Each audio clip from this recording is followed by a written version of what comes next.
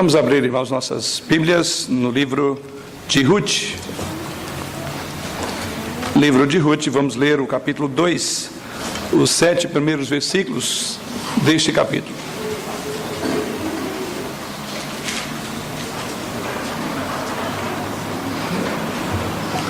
Livro de Ruth, no capítulo 2, nós vamos ler aí os primeiros 7 versículos. Assim nos diz o Senhor através da sua palavra. Tinha Noemi um parente de seu marido, senhor de muitos bens, da família de Elimeleque, o qual se chamava Boaz. Ruth, a moabita, disse a Noemi: deixa-me ir ao campo e apanharei espigas atrás daquele que me favorecer. Ela lhe disse: vai, minha filha. Ela se foi, chegou ao campo e apanhava após os segadores. Por casualidade entrou na parte que pertencia a Boaz, o qual era da família de Elimeleque. Eis que Boaz veio de Belém e disse aos segadores: o Senhor seja convosco. Responderam-lhe eles: o Senhor te abençoe. Depois perguntou Boaz ao servo encarregado dos segadores: de quem é esta moça? Respondeu-lhe o servo: esta é a moça moabita que veio com Noemi da terra de Moabe.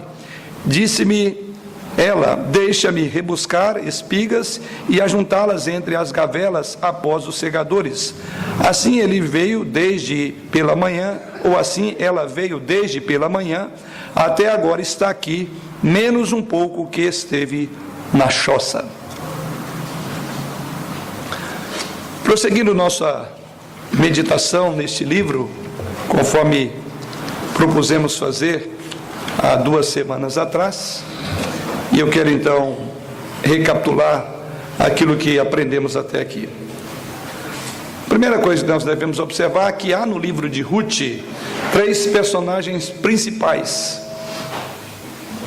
Primeiro, a Noemi. Ela é um tipo, conforme já colocamos até aqui, ela é um tipo de crente desviado de Deus. Quando vimos isso no primeiro capítulo, e no capítulo 1 mostramos e vimos ali como ela se afastou do Senhor e o preço terrível que pagou em função do seu pecado de afastar-se da mão do Senhor. E vimos ali no capítulo 1 deste livro que a mão de Deus fortemente pesou sobre Noemi e toda a sua família. Vimos naquela ocasião que veio a fome em Judá, e isso então levou a uma mudança brusca para Moabe, e a morte de seu marido como decorrência disso, o casamento de seus 2 filhos com mulheres estrangeiras, e depois a morte desses 2 filhos. O que vemos que o registro do capítulo 1 é um golpe após outro. Mas também nos é mostrado ainda no capítulo 1, como no final ela agora retorna para o lugar da bênção. E ela é uma lição de esperança, por assim dizer, a todos aqueles que de alguma forma, por algum momento, afastaram-se do Senhor. Então o livro apresenta esperança, mesmo para aqueles que foram objeto da mão poderosa do Senhor, mesmo aqueles que foram objeto da disciplina do Senhor. Deus não nos disciplina para exterminar-nos, mas para aperfeiçoar-nos. Então essa é a esperança com que termina o capítulo 1 deste livro. Mas um outro personagem que encontramos aqui é este homem chamado Boaz, no início da narrativa do texto que lemos e vamos meditar essa noite com os irmãos. Ele é uma figura muito clara, e nós veremos isso, do Senhor Jesus Cristo. Mas esse assunto nós veremos numa das mensagens ou num futuro sermão. E a terceira personagem principal dessa história é esta mulher gentia chamada Ruth. Ela é aqui uma jovem senhora de um país pagão que conheceu o verdadeiro Deus, possivelmente através do relacionamento que ela teve com o seu marido, que era servidor desse Deus. E essa mulher, ela é a figura nessa passagem também de um novo convertido, de uma pessoa que inicia a sua carreira cristã, está agora curiosa de aprender das coisas de Deus, está curiosa por um novo começo, experimentar certamente grandes bênçãos que Deus tem para a sua vida. Esses 3 personagens nós vamos agora acompanhá-los nessa sua trajetória. Mas, irmãos, para fazer uma transição daquilo que nos é dito no capítulo 1, no capítulo 2, verso 1. O que acontece? Conforme dissemos, o capítulo 1 termina com um sinal de esperança. Esperança de que a terra, que era a terra do pão, que naquela circunstância não tinha mais pão, essa terra agora voltou a ser prodigiosa. Deus haveria de abençoá-la. E quando Ruth e Noemi voltam para Belém de Judá, o povo da cidade se comoveu pelas circunstâncias em que elas vêm para Belém de Judá. Isso encontramos lá no verso 19 do capítulo 1. Então ambas se foram até que chegaram a Belém. Sucedeu que ao chegarem ali, toda a cidade se comoveu por causa delas. E as mulheres diziam: não é esta Noemi? Então assim elas voltam para a sua terra, ou particularmente Noemi volta para a sua terra natal, enquanto que agora Ruth estava numa terra estranha, uma terra que ela não conhecia, mas certamente ouvira falar dessa terra. E nos chama a atenção o modo como a cidade recebe, e certamente compadecida delas, então usam essas expressões e faz a seguinte afirmação: não é esta Noemi? Ao que Noemi respondeu, veja o verso de número 20 do mesmo capítulo, porém ela lhes dizia: não me chameis Noemi, chamai-me Mara, porque grande amargura me tem dado o Todo-Poderoso. É assim então que ela responde à sua cidade: não me chame mais de uma mulher ditosa, eu saí daqui feliz, mas agora eu volto com o coração amargurado. Chamas-me de Mara. Diante do povo de Belém, ela ainda acrescenta mais no verso de número 21, ela diz: ditosa eu parti, porém o Senhor me fez voltar pobre. Então a afirmação de Noemi, o modo como ela conclui a primeira parte da sua história, é exatamente de que ela agora voltou pobre. Mas nós veremos agora a partir do capítulo 2 que não é bem assim, ou não foi bem assim que Deus tratou com Noemi. A disciplina já fora dada no capítulo 1. E como a própria palavra de Deus afirma que Deus não esmaga a cana quebrada, nem apaga a torcida que fumega. Aqui está Deus restaurando a vida dessa mulher, e não apenas isso. Ele traz muitas bênçãos para a vida dessa mulher, que até o presente momento observava a sua história e dizia: a minha história é de amargura, de tristeza, de morte, de perda. O Senhor Deus Todo-Poderoso me tem afligido, é a afirmação do verso 21, e o Todo-Poderoso me tem afligido. Então essa é a experiência de Noemi, mas não era uma experiência que viria logo em seguida. Ela estava tão cansada com a noite da adversidade que não pôde ver o amanhecer da alegria. E exatamente o que vemos no capítulo 2 é o amanhecer da alegria, é uma nova perspectiva. A chegada deu-se no início da colheita da ceva do trigo, sendo este um sinal evidente de felicidade ou de fertilidade. Observe como conclui o capítulo 1. Assim voltou Noemi da terra, verso 22, de Moabe com Ruth, sua nora, a Moabita, e chegaram a Belém no princípio da cega da cevada. Aqui algo extraordinário. A chegada, diz o texto sagrado, a volta dela deu-se no início da colheita da cevada e do trigo, sendo este então um sinal evidente que agora havia um novo começo. Observe o delicado toque de esperança no fim do versículo, quando diz que foi no início ou no princípio da cega da cevada. Ou seja, a sua história dá-se agora no início, no novo ambiente. Há aqui um vislumbre da graça de Deus no capítulo 2, e no meio do sofrimento encontra-se esperança. Daqui em diante, ou seja, desse capítulo, há uma nova perspectiva. Não só isso, não só havia esperança de que a terra do pão voltaria a ter pão com fartura. Noemi tem de abrir os olhos para Ruth. Que presente, que bênção é aquela mulher que estava ao lado dela, a sua nora, estava aqui. E assim encontramos agora o texto do capítulo 2 mostrando a chegada em Belém. Mas eu quero chamar a atenção exatamente para Ruth. Como é que Ruth chega em Belém? Ruth chega em Belém e ela não quer saber de moleza, por assim dizer. Não fica reclamando da vida como faz a sua sogra Noemi, ou se dizendo amargurada, incapaz, como novamente Noemi afirma. Ela vai em frente, ela encara a colheita, ela trabalha de sol a sol, faz o que é necessário para o bem da sua família. Ela cumpre aquela afirmação maravilhosa que estudamos a semana passada, do versículo 16. Ela estaria ao lado da sua sogra, não seria um peso morto, não seria uma mais a reclamar das circunstâncias, porque entendemos que a mulher piedosa não faz como Noemi, encostando-se na sua amargura, esperando que algo aconteça. A mulher piedosa como Ruth age assim, dentro dos parâmetros da lei de Deus, segue com confiança na promessa de Deus. Então está aqui uma mulher que até então não conhecia o Deus de Israel, dando uma baita de uma lição àquela que conhecia, que era a sua sogra, que tivera um conhecimento profundo de Deus. Sim, é exatamente assim que inicia a narrativa no capítulo 2. Ruth não tem muitas alternativas, mas ela pode colher espigas, e ela faz isso segundo a própria lei que assegurava a ela. Ela pode agora trabalhar e ter como fruto do seu trabalho o alimento que ela tanto necessitava. Isso também mostra que uma mulher piedosa não fica agindo como se a vida lhe devesse algo.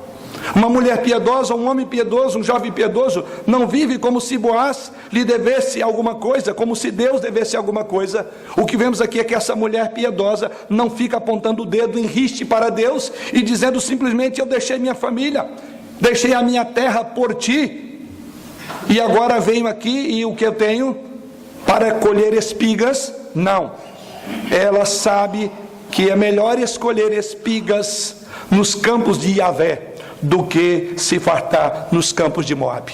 É uma grande lição que Ruth dá para nós nesse capítulo e outros que vamos prosseguir. Irmãos, então quando nós analisamos essa atividade, o modo como Ruth encarou aquilo que para sua sogra era um problema, era uma tristeza, era um pesar, era uma lamúria, ela agora encara de forma diferente.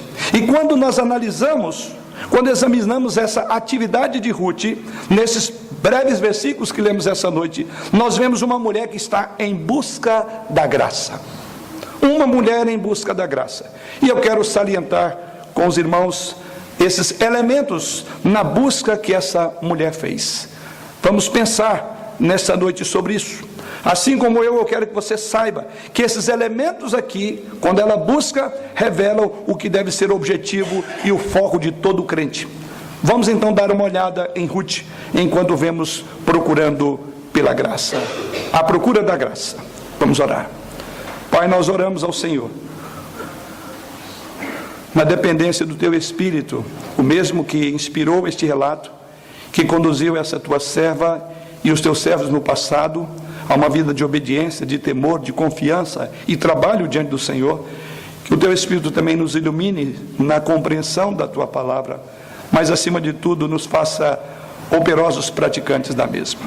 Assim, em nome do Teu Filho é que nós oramos. Amém. E quando ela sai em busca da graça, a primeira coisa que observamos é que na sua busca revela-se o seu caráter. Na busca que essa mulher faz pela graça, ela revela o seu caráter. Se não observe, a primeira coisa, ela é uma mulher de iniciativa. O caráter dessa mulher é de uma mulher pronta. Observe que primeiro ela inicia pedindo a sua sogra para sair ao campo para trabalhar. Observe isso no versículo 2.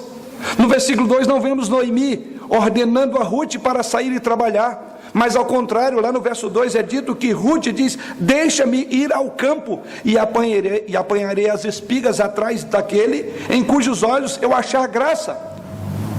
Lembra que Ruth no capítulo 1, no versículo 16, se comprometeu a cuidar da sua sogra, a amparar a sua sogra. Ela está aqui não só teorizando, ela está praticando. E é exatamente isso, nós vemos uma mulher de atividade, uma mulher de iniciativa. Ruth se comprometeu com Noemi, com a sua declaração incrível que vemos ali no versículo 16, e ela agora toma iniciativa, ela diz: eu preciso de trabalhar para sustentar você, minha sogra. Mas é mais do que isso. Ainda vemos algo do caráter dessa mulher, que não foi apenas uma mulher de iniciativa, mas Ruth foi uma mulher de profunda humildade.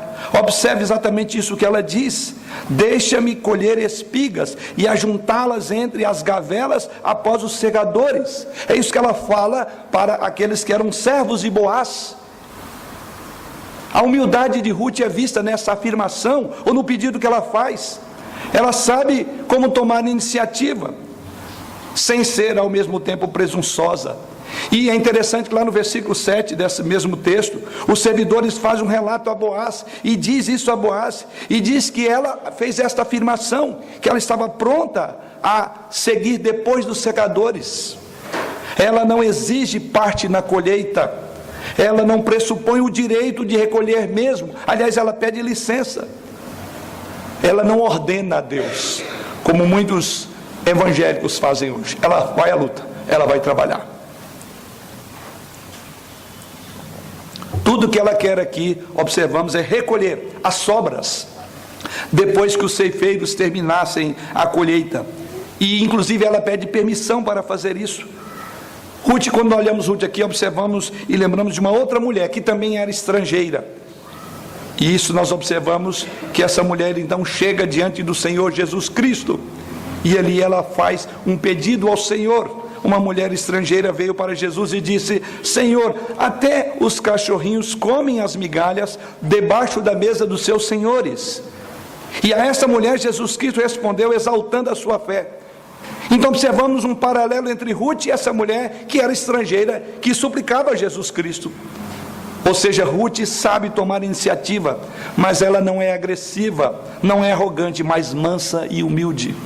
Um outro aspecto que revela do caráter de Ruth é que ela é uma mulher de trabalho. Observe bem, em terceiro lugar, observamos ela envolvida em trabalho.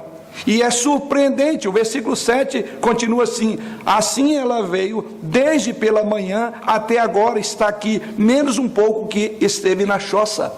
Ou quando Boaz pergunta desde quando ela está aqui, ele diz desde o amanhecer até o anoitecer. Essa mulher está trabalhando firme aqui.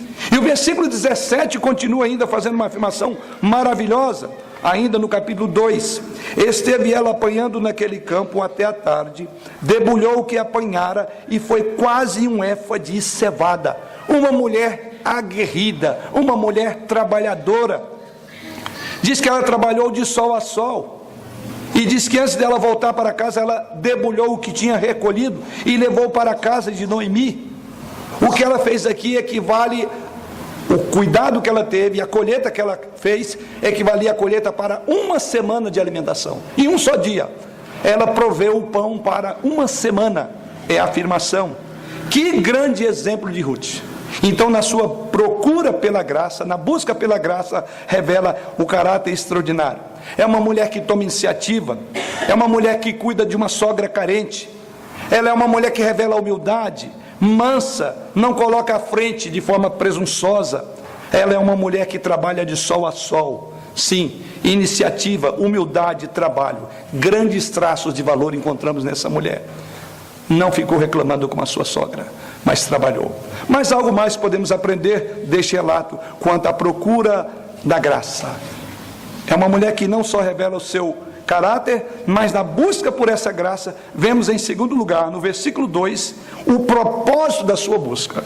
E assim, voltamos ao verso 2, e é dito: Ruth, a moabita, disse a Noemi: deixa-me ir ao campo e apanharei espigas.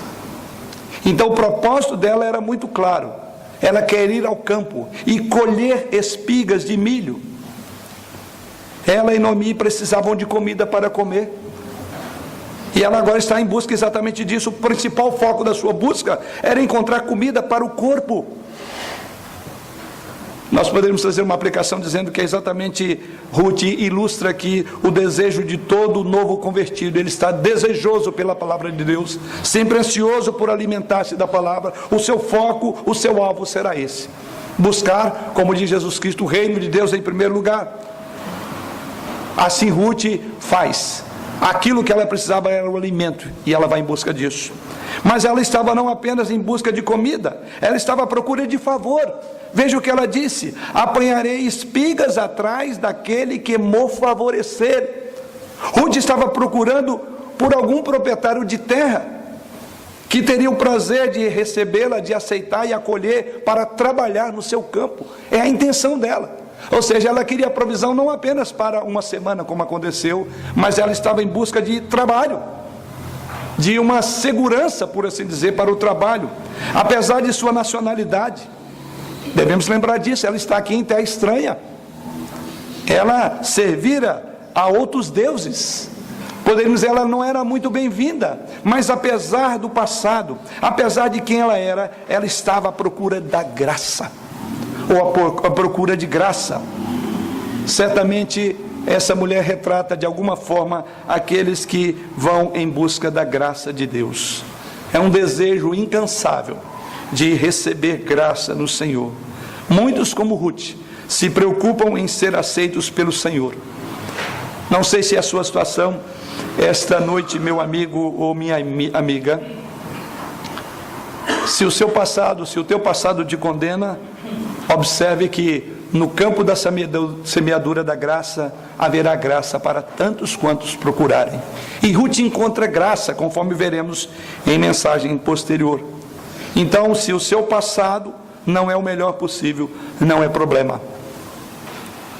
Você sempre encontrará Jesus Cristo como um Boaz, resgatador, pronto para não só autorizar a você cegar no campo dele, mas te dar o melhor da terra. Mas há algo mais. Ela não só está à procura de comida, de favores, mas ela também estava procurando uma realização. Quando ela afirma à sua sogra, deixa-me ir ao campo. Então mostra que Ruth estava focada em uma bênção para Noemi.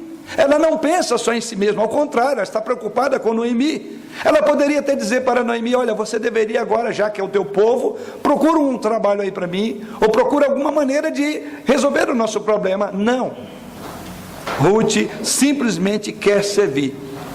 Isso nota mais uma vez a figura de um novo convertido. Ele está sempre disposto a servir.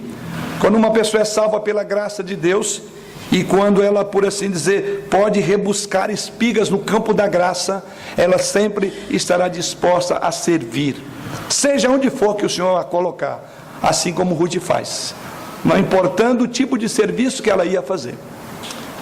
Mas é uma terceira verdade que podemos encontrar nesse texto. Além da sua busca, que revela o seu caráter, além de que a sua busca revelava o propósito, que era saciar a fome, em terceiro lugar, na busca de Noemi, ou na busca de Ruth, nós vemos uma provisão divina. Há uma provisão. Por trás de todos esses acontecimentos estava a mão soberana e providencial de Deus. Por que dizemos isso? Observem comigo. Primeiramente, envolvia uma ordem de Deus no passado. Havia uma provisão que Deus já havia estabelecido, e Ruth nem sabia, nem conhecia a lei de Israel. Ruth foi ao campo e começou a recolher. Ela foi autorizada, veja que ela pediu, e ela foi autorizada a fazer isso, por causa de Deus, porque Deus já havia predeterminado isso. Abra comigo o texto de Levítico capítulo 19, versos 9 e 10. Observe que Deus já havia estabelecido como lei em Israel o cuidado dos estrangeiros. Deus estava assegurando a Ruth. Não há dúvida de que quando Deus estabeleceu isso aqui, Ele não só pensava em todos os estrangeiros com os quais o povo de Israel ia conviver, mas acima de tudo, Deus estava pensando também em Ruth. Porque observe o que diz o verso 9 e 10 de Levítico capítulo 19. Quando também cegares a messe da tua terra, o canto do teu campo não cegarás totalmente, nem as espigas caídas colherás da tua messe, não rebuscarás a tua vinha, nem colherás os bagos caídos da tua vinha, deixá-los ao pobre e ao estrangeiro, eu sou o Senhor vosso Deus. Na busca de Ruth, vemos a providência divina. Deus já havia estabelecido. Por que Ruth teve assegurado o direito de ir uma estrangeira, de uma nação ímpia que não temia Deus, que inclusive a mão de Deus estava sobre essa nação? E como é que ela tem a ousadia, por assim dizer, de entrar num terreno desse? Ela não sabia, mas na busca pela graça encontramos aqui a provisão e a providência divina para conosco. É exatamente isso que foi feito, porque o texto sagrado diz que isso chegou a Boaz, e Boaz autorizou a fazer, porque Deus já havia determinado, conforme lemos no verso de Levítico. Deus havia trabalhado no passado de Ruth para cuidar da necessidade dela daquele tempo. Então vemos a provisão divina no passado, mas vemos também a provisão divina no presente. Nós veremos isto. E quando nós vemos a provisão divina para saciar a nossa necessidade, também podemos aplicar na nossa vida como crentes. A nossa posição atual em Jesus Cristo só foi possível porque Deus cuidou do nosso futuro olhando para o nosso passado. E é isso que o apóstolo Paulo afirma lá em Efésios capítulo 1, que ele nos escolheu antes da fundação do mundo para sermos santos e irrepreensíveis perante ele em amor. Nos predestinou antes da fundação do mundo. Jesus foi providenciado para a sua salvação. Jesus é a providência de Deus quando nós vamos buscar a graça. A graça já está assegurada, porque antes dos tempos eternos, Deus já havia nos escolhido, já havia nos elegidos, chamados pela sua livre e soberana graça. Tudo que temos, tudo que somos é produto de uma obra do passado que se efetiva no presente. Assim como Deus proveu meios para sustentar Ruth, Deus também proveu meios para tirarmos da fome, para tirarmos das trevas para a sua maravilhosa luz. Mas observe que vemos a providência na busca de Ruth pela graça, não só no passado, mas também no presente. Este versículo diz que por casualidade, aliás, é algo curioso, que é dito ainda no versículo de número 2, ou melhor, no verso de número 3. Ela se foi, chegou ao campo e apanhava após os segadores. Por casualidade entrou na parte que pertencia a Boaz, o qual era da família de Elimeleque. O texto relata que, por casualidade, a afirmação, ela entrou num campo de propriedade de alguém que tinha muitos recursos, um homem chamado Boaz, um homem bom, conforme veremos na sequência dessa exposição desse livro, um homem bom, um homem piedoso, um homem que amava Yahvé e amava a sua lei. Boaz a trata tão bem que ela se surpreende. Como é que uma estrangeira pode ser tão bem tratada? É a pergunta que ela faz no verso de número 10 do mesmo capítulo. Então ela, inclinando-se rosto em terra, lhe disse: como é que me favoreces e fazes caso de mim, sendo eu estrangeira? Isso chama provisão divina. A providência de Deus estava conduzindo os acontecimentos sem que Ruth tivesse qualquer ideia. De uma perspectiva humana, chamaríamos isso de uma pura coincidência ou acaso. No entanto, na perspectiva de Deus, era a soberania de Deus em ação, era a sua providência. Ao buscar pela graça, a providência divina estava trabalhando nos bastidores. Ele já havia determinado que haveria um casamento, que haveria um bebê de Ruth. Ruth não sabe disso, mas o Senhor está puxando todos aqueles fios da sua linha para colocar no lugar, na hora certa e no lugar certo. Em busca da graça sempre encontraremos a providência de Deus nos levando a receber a graça. É por isso que o apóstolo Paulo diz que é pela graça que somos salvos, mas até o meio pelo qual a graça chega a nós é a fé. Pela graça sois salvos mediante a fé. E essa fé, a provisão divina, também não é sua, vem de Deus. Você consegue enxergar isso em Ruth aqui? Assim como o Senhor trabalhou na vida de Ruth, Ele trabalha em cada uma de nossas vidas, em cada uma das nossas famílias. Nada, querido irmão, caro amigo, acontece por acidente, por acaso. As palavras acidente, acaso e coincidência não existem no dicionário de Deus. Essas palavras não existem na Bíblia. Por quê? Porque Deus se move poderosa e providencialmente para realizar a vontade dele em sua vida e em minha vida, nas coisas mais, nos pormenores da sua vida ou nas coisas mais importantes. Deus está sempre trabalhando para os seus filhos. Deus está movendo vidas, realizando um objetivo maior, há um plano maior, reproduzindo assim o seu filho em cada um de nós, que é o grande plano de Deus, é nos tornar a imagem do seu filho. Você consegue então entender que no emaranhado dos seus problemas, nas suas dores, na sua luta, há uma mão soberana conduzindo os acontecimentos, a provisão de você, para você em todos os atos da sua vida. Você consegue enxergar isso em Ruth. Mas em quarto e último lugar, na busca de Ruth, vemos não só a providência, mas na busca de Ruth, ela encontra uma pessoa. pensou que o problema dela seria resolvido em achar refeição. Mas como dissemos anteriormente, Deus está prestes a apresentar ela a uma pessoa, a um homem. Ela foi encontrar comida e Deus estava prestes a dar a ela uma família. Embora Ruth não soubesse, agora este homem que é apresentado no texto chamado Boaz, ele é o verdadeiro objeto da sua busca. Observe o que a Bíblia nos ensina sobre este homem no texto sagrado. Primeiro, ele era um homem pertencente à própria família, e assim nos diz o texto, verso de número 3. Ela chegou ao campo e apanhava após os segadores. Por casualidade entrou na parte que pertence a Boaz, o qual era da família de Elimeleque. E nós já sabemos que Elimeleque era o sogro de Ruth. Ela não sabia. E é por isso que vemos a providência conduzindo a vida de Ruth. Ele era um homem pertencente à família. Então esse verso nos diz que ele era um homem da sua parentela. Ele era exatamente o que Ruth precisava, embora ela não soubesse disso. Boaz estava qualificado para desempenhar aquilo que depois veremos, a função do parente redentor, para essas duas viúvas, de acordo com a lei de Deus.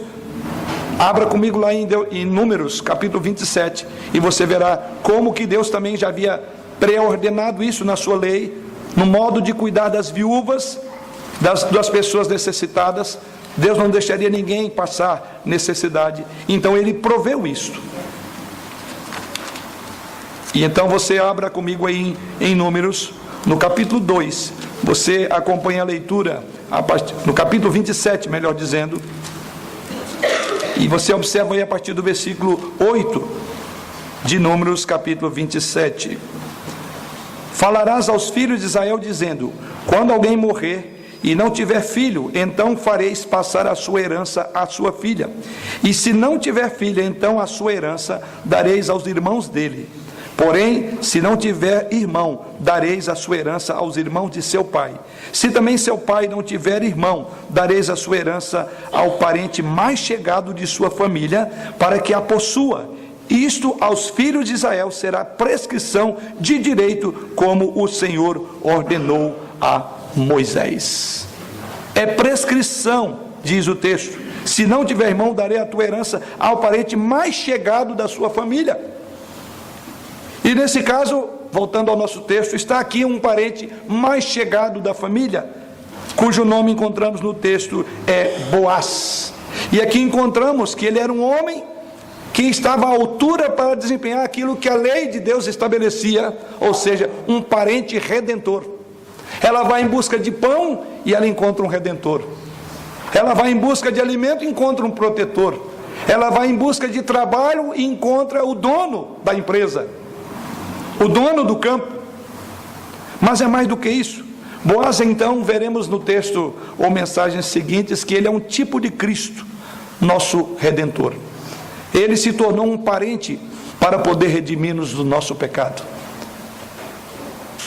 Tão parente que se fez como um de nós. Então aprendemos isso. Boaz, na linguagem bíblica, é um tipo de Cristo. Mas no momento oportuno teremos a oportunidade de olhar essa figura tão bem desenvolvida na vida deste homem chamado Boaz. Mas ele não era apenas um parente da família, assim como Jesus Cristo teve que ser um parente tão próximo ao ponto de nos chamar irmãos. Tivemos a oportunidade de pregar quando falamos da genealogia de Jesus.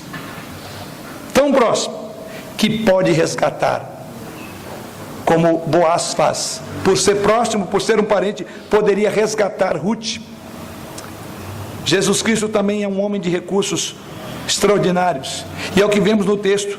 Ele não era apenas um parente próximo, mas ele era um homem rico, era um homem poderoso. O texto sagrado diz que ele era dono de tudo aquilo.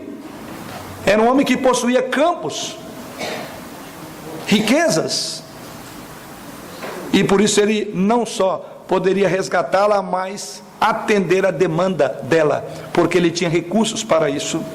Igualmente, Jesus Cristo é um homem de recursos suficientes para realizar todo o plano de redenção para a nossa vida, Porque Jesus Cristo diz nas Escrituras que Ele possui a perfeita justiça. O apóstolo Paulo diz: Ele possui um amor eterno pelos caídos. Jesus Cristo possui uma graça infinda, suficiente para salvar todo aquele que se chega a Ele. Então que maravilha, você tem em Jesus Cristo este Boaz. Você tem amparo, você tem alguém que é rico de graça, dono de todas as coisas. Que coisa extraordinária esse paralelo deste homem do texto com o próprio Jesus Cristo. Mas não é só isso, ele também era um homem respeitado.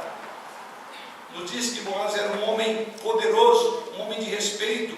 Aliás, o nome dele significa é força. O próprio nome já é indicativo, um homem que tinha força. Parece que ele era um homem respeitado por todos os seus contemporâneos em toda a cidade de Belém.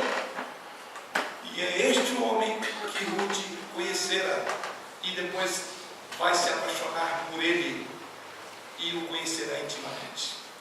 É assim que a história vai terminar. Nós, como sempre, o livro de Ruth é montado uma estrutura de novela, esse capítulo veremos depois. Mas já nos chama a atenção a provisão divina enquanto ela procura pela graça do Senhor. Novamente, aqui ele também é um homem que representa Jesus Cristo. Assim como é um homem respeitado, de poder e de riqueza, ele é uma figura do Senhor Jesus Cristo, em quem Deus exaltou e tem um nome acima de todo nome. Jesus é o nosso resgatador, poderoso, aquele que todos aqueles que hoje não ajoelham diante dele, haverão de fazer. Porque diante de Jesus Cristo, as Escrituras dizem que todo joelho se dobrará. Que coisa extraordinária. Esta jovem senhora que perdera o seu marido, que viera de uma terra distante, vai agora em busca da graça. E na busca que ela fez dessa graça, ou a procurar essa graça, o que vemos na vida dessa mulher é o seu caráter de uma mulher que não se deixou levar pelas circunstâncias, não ficou reclamando da vida, não reclamou da luta que ela estava vivendo, muito menos reclamou contra Deus. Uma grande lição para a própria sogra, que era uma crente já experiente. Mas na busca vimos também dessa mulher, vimos que ela tinha um propósito: saciar a sua fome, a sua sede, juntamente com a sua esposa, com o esposo, ou com aquele que ela depois se tornaria esposo dele. Na busca vemos também uma providência divina. Enquanto Ruth trabalha, Deus está trabalhando nos bastidores. Mas na sua busca ela encontra mais do que o alimento, ela encontra uma pessoa, encontra o seu resgatador. Não é um príncipe encantado, mas é mais do que isso, é um resgatador. Para concluir, irmãos, poderíamos resumir que a ênfase do capítulo 1 é: Deus não te deixará na mão. E agora que entramos no capítulo 2, podemos também olhar para o capítulo 2 de uma forma grande, embora hoje só começamos e vamos prosseguir nas próximas semanas. No capítulo 2, vemos que Ruth trabalhando e Deus trabalhando mais ainda. Podemos dar o título: Ruth trabalha e Deus trabalha mais ainda, provendo um encontro casual entre Ruth e um Redentor. E esse encontro veremos na próxima mensagem. Que lições podemos tirar deste texto esta noite? Primeiro, iniciamos a mensagem vendo a transição de uma terra de Moabe para a casa do pão novamente. E naquela transição observamos Noemi reclamando de tudo e de todos, uma mulher amargurada de espírito. A primeira aplicação é que devemos entender que quando decidimos que Deus é contra nós, geralmente exageramos o nosso desespero, tornando-nos tão amargos que não podemos ver os raios de luz espreitando ao redor das nuvens sobre a nossa cabeça. O que vimos, irmãos, aqui é que foi Deus quem acabou com a fome, foi Deus quem abriu o caminho para a volta a casa, foi Deus quem preservou um parente para continuar a linhagem de Noemi, e foi Deus quem constrangeu Ruth a ficar com Noemi, conforme vimos a semana passada. Mas Noemi estava tão amargurada pela providência de Deus, que ela não conseguiu ver a misericórdia e o trabalho de Deus em sua vida. É a primeira grande aplicação. Você precisa de entender que Deus é misericordioso mesmo nos seus dramas, nas suas perdas. Não seja como Noemi, não seja amargo nem amargo na vida.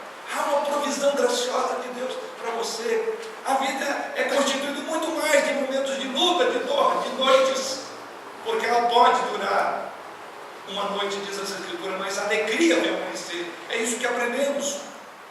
O que Noemi esqueceu é que todas as amargas experiências dos filhos de Deus têm traçado isso para a glória do próprio Deus. E quando nós acreditamos nisso, nós haveremos de nos lembrar, para não ficarmos cegos como ficou Noemi, quando parecia que Deus não apresentava qualquer graça. Não permitamos que as circunstâncias nos ceguem de ver que há provisão graciosa em meio à dor, que há conforto e há esperança na pior das perdas. Nós agiremos como Ruth, em busca de graça, na certeza de que Deus, no tempo apropriado, haverá de conceder a sua misericórdia. A pessoa piedosa, como dissemos, não fica como Noemi, encostando-se na amargura e esperando que algo de bom aconteça. A pessoa piedosa será como Ruth, que agirá dentro dos parâmetros da lei de Deus e confiará na sua providência. Os reformadores faziam a seguinte afirmação: orare e labutarem, ore e trabalhe. E a visão dos reformadores era esta, que você deve orar como se tudo dependesse de Deus, e deve trabalhar duro como se tudo dependesse de você. Ou seja, a provisão divina, a soberania divina não isenta a nossa responsabilidade de ir à luta. E aqui vemos Ruth fazendo exatamente isso.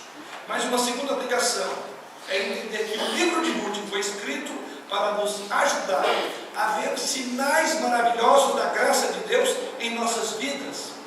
O livro de Ruth tem um propósito, foi escrito para nos ajudar a confiar em sua graça, mesmo quando as nuvens são grossas que não podemos ver a entrada, ou não podemos ver qualquer coisa acima de nós, não podemos ver o único sinal ao nosso lado.